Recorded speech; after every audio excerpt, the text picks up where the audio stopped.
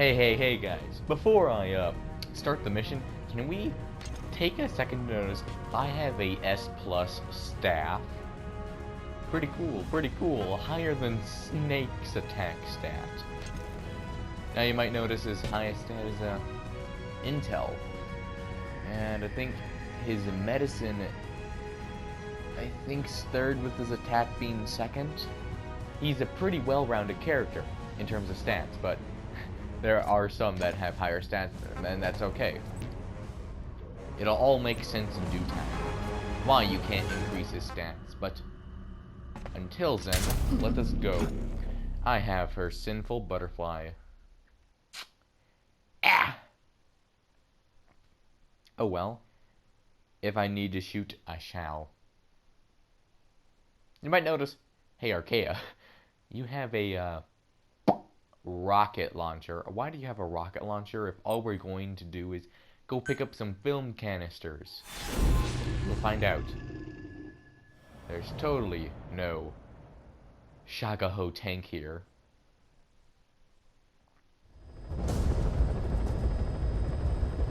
Boss, retrieve the film canister our informant hid in Spookmate Keep before he died. It contains vital information on Skullface's plan. For now, our only clue is the garbled photograph the informant tried to send us before the end. We're working on analyzing the data, but there's no time to wait. A KGB Spetsnaz squad is after the target as well. Boss, go to Spookmate Keep and use the VI to lead you to where the film canister is hidden.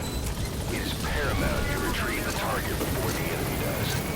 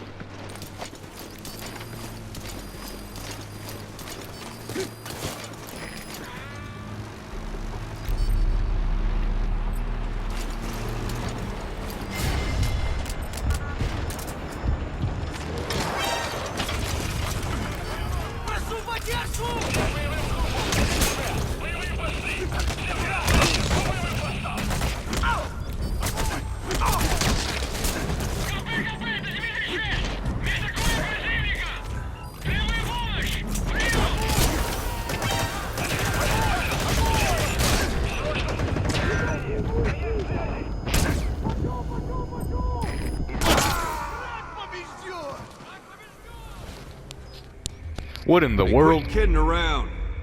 Snake? Snake! That guy has some tough boy armor. What the? I don't. Normally, after a couple shots, they'll stagger, but that guy has some strong Go armor. to Spookmate Keep and use the VI to lead you to where the film canister is hidden. It is paramount you retrieve the target before the enemy does.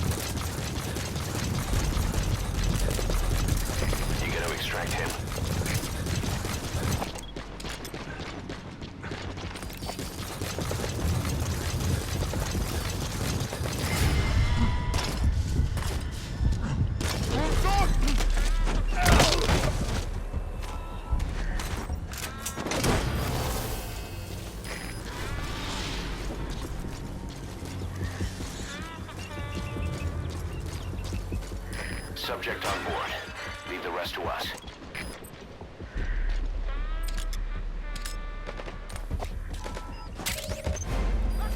You've completed your objective.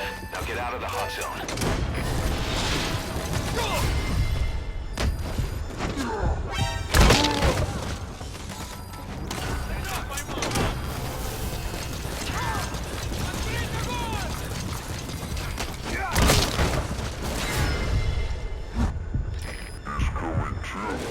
Roger that.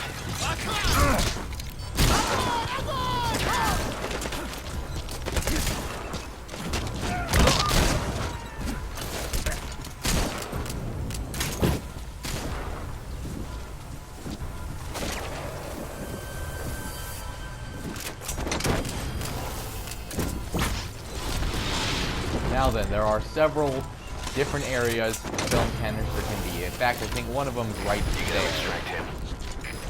And there's another one somewhere around here. Don't remember exactly where. I think it's in one of the pillars. I think over here somewhere.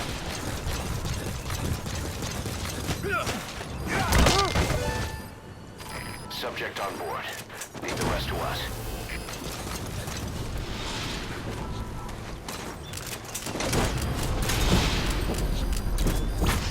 You gotta extract him. Okay, anything on this?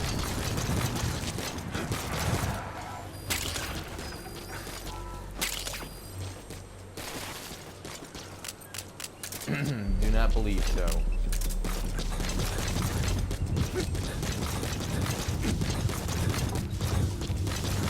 I heard you.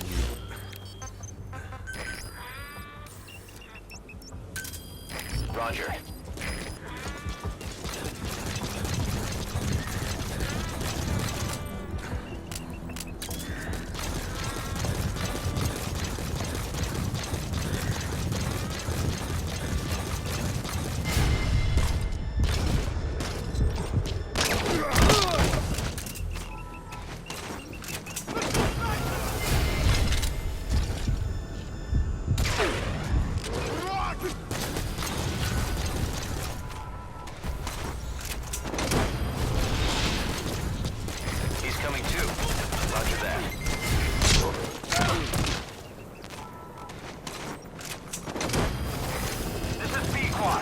Arriving shortly at LZ.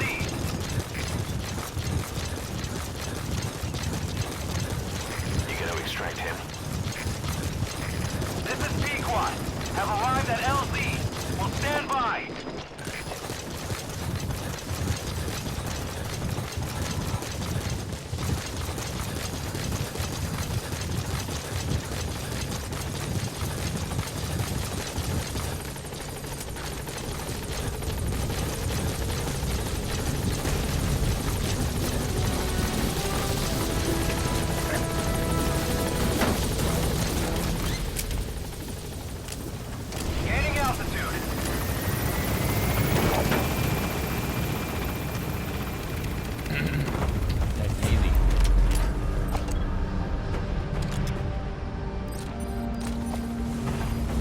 That's it. You've made it out of the hot zone. No sign of the enemy. Mission complete, boss.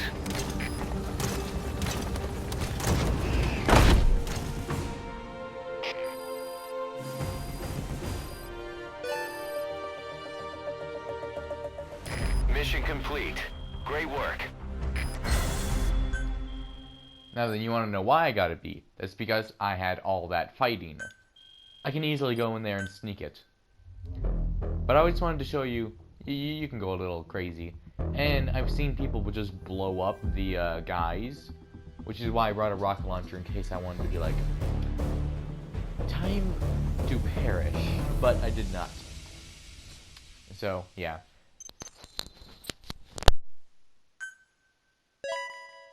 It's a pretty rare animal you caught. Yeah, you're telling me, my guy, I just caught 2 red foxes in a capture cage. Good. You captured it alive.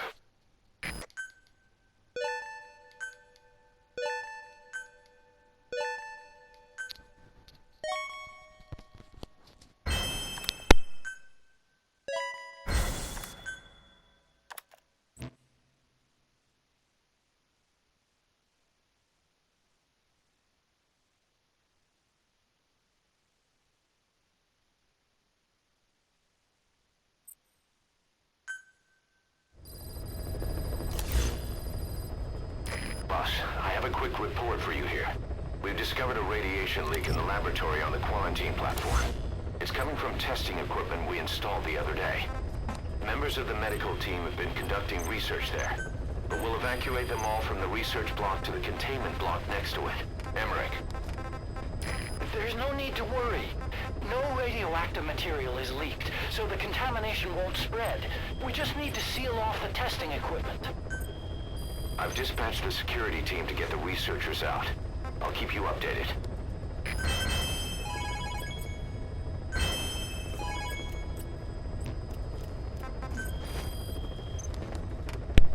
As you just heard, we have a radiation leak, but it is going to be contained. We'll ignore that for now. Oh, these are important, so might as well listen to them. We finished decoding the informant's report. That floating kid we've run into a few times now. Looks like he was a test subject in clinical experiments. The Soviets called him the Third Boy. The Third Boy was brought to a lab on the outskirts of Moscow from Czechoslovakia, after which he was due to be sent to a research center in Leningrad, then Siberia, and finally an academic town in Novosibirsk. It doesn't appear that the researchers witnessed the talents we've seen from him, but nevertheless he was quite the popular subject. His latent cognitive abilities suddenly awoke en route to Moscow.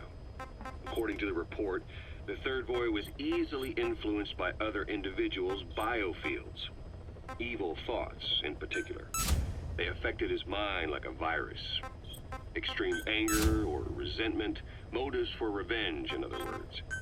Now, during the transport flight to Moscow, the boy was exposed to a powerful mental energy field coming from a certain individual.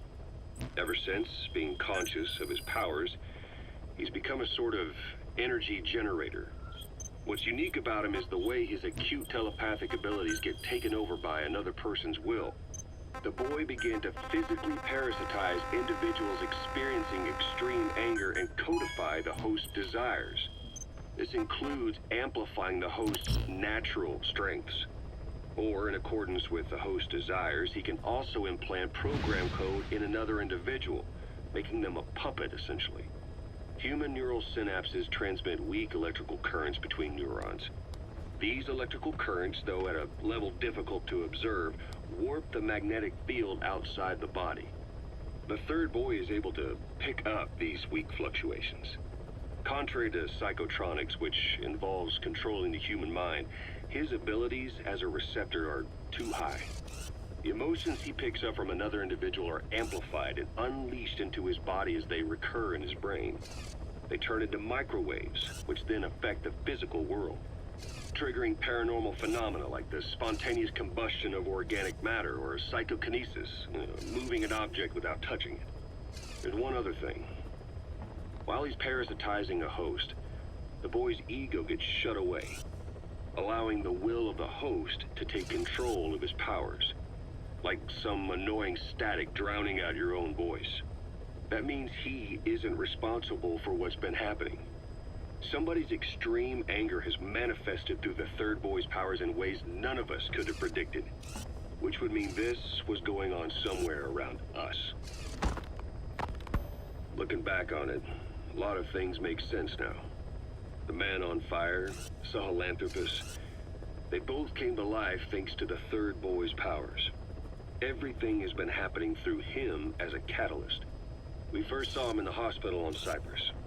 The boy parasitizing the man on fire's desire for revenge gave him his new abilities in return. He next appeared at the Hamid Fighters Fort where the honeybee was hidden. There, the boy parasitized Skullface's vengeful mind. He controlled Sahelanthropus, making it do whatever Skullface wanted.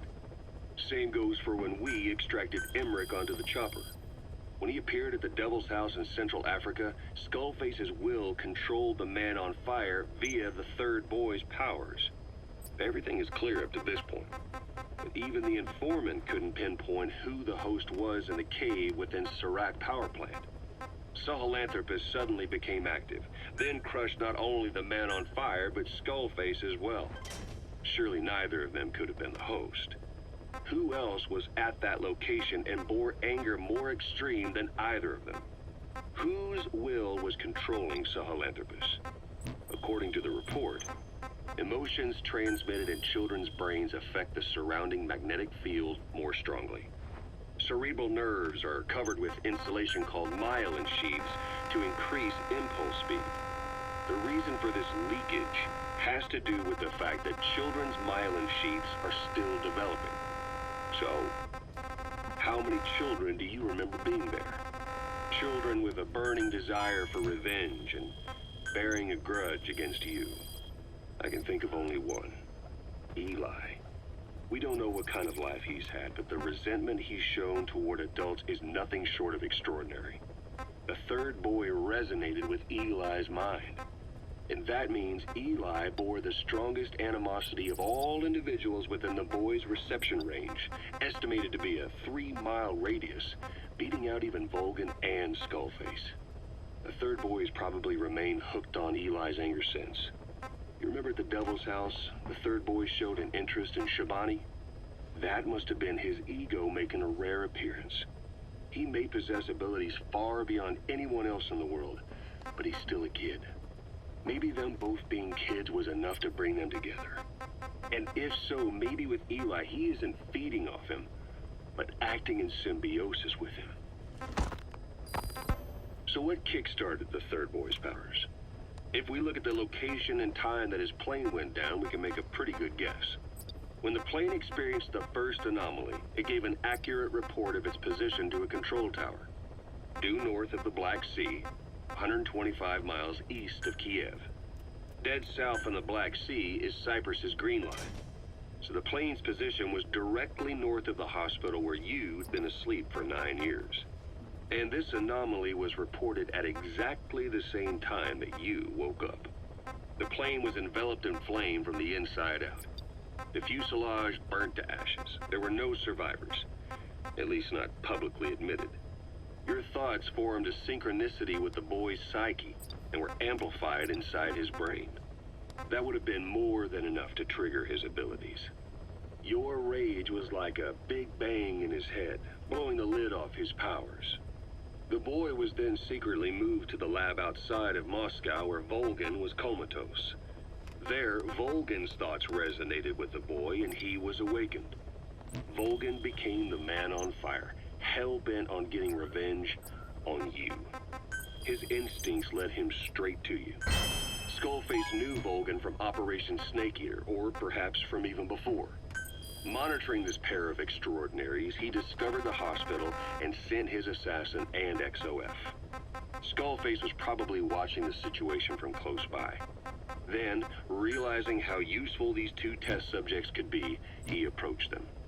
Reacting to Skullface's thirst for revenge, this time the boy let Skullface's will control Volgan.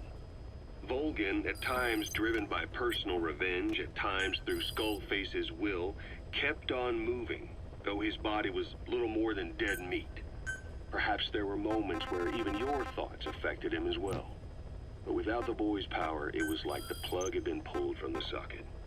Everything was powered by anger, malice, revenge. This is how the end of the report sums things up.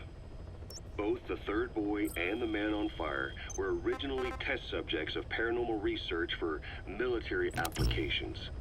Like telekinetically controlling the leader of an enemy nation and making him launch a nuke. Or stopping the heart of someone on the wrong side of the Berlin Wall. Experimenting with latent human abilities. They were used as tools of the Cold War. The boy's only crime was being born with unique gifts. But he was sacrificed on the altar of war. His life reduced to slavery under other people's wills. Turned into a living weapon with no will of his own. And eventually the only emotion he could feel must have been the desire to get revenge for the hand he'd been dealt. Boss, it's you that awakened the boy's powers. But there's more to it than that. I guess the anger emanating from you was something he could truly relate to.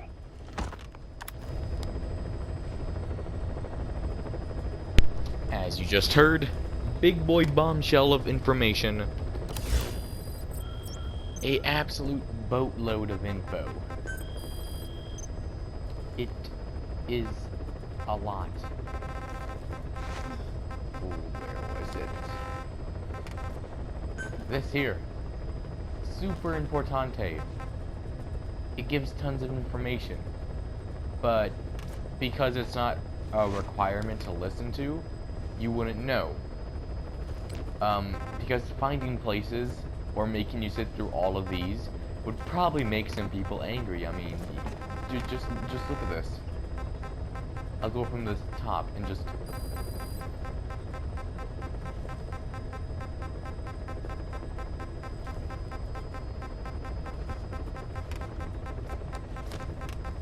That is what we've gained so far. There's more to gain. And this here would at least an hour. At least an hour. So, yeah, it'd make this game a lot longer, but it has tons of important info. Now you might notice nothing new showing up. Why? Because we gotta go rescue some kids. So we will do these two in another episode, but until then, I'll probably go do a ground zero episode, probably the hardest mission, eliminate the anti-air defenses. That's like the hardest one. And it depends ultimately what you do. But I need to do that eventually. Or I'll just play all this game and then the other game. I don't know. I do want to get it in before I end this one. We have... Ooh, how many episodes?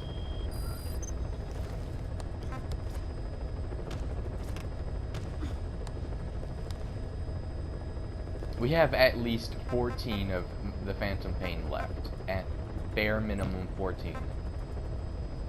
And then you add another one that... Okay, we're at least 15 more.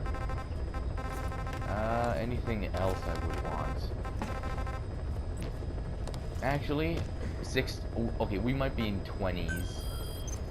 We might have at least 20 more episodes before I'm like, okay, we good.